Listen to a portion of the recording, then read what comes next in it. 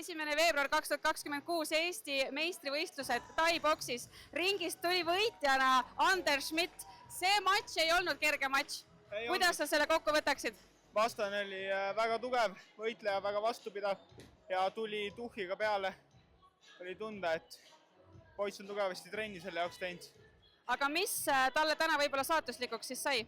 Ma arvan, et võhm, ikka võhm, sest et mul oli võhmaga olin üle ja jõudu oli ka rohkem. Eesti meistritiitel ja ajaloo esimesed Eesti meistritiitli vööd. Mis see võit sulle täna tähendab? See võit tähendab mulle väga palju, kuna see oli mu 3. meistrivõistlus ja 3. meistritiitel ja esimene võõ on väga ilus, väga tähtis mulle. Kui Eesti meistritiitel on nüüd käes, siis kuhu edasi? Edasi, ma arvan, välismaale. Peab vaatama võistlusi see aasta, järgmine aasta ja võtma võimalusi.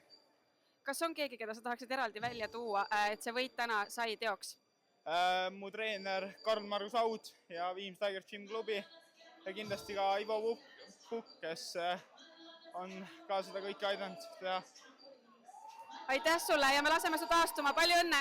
Aitäh!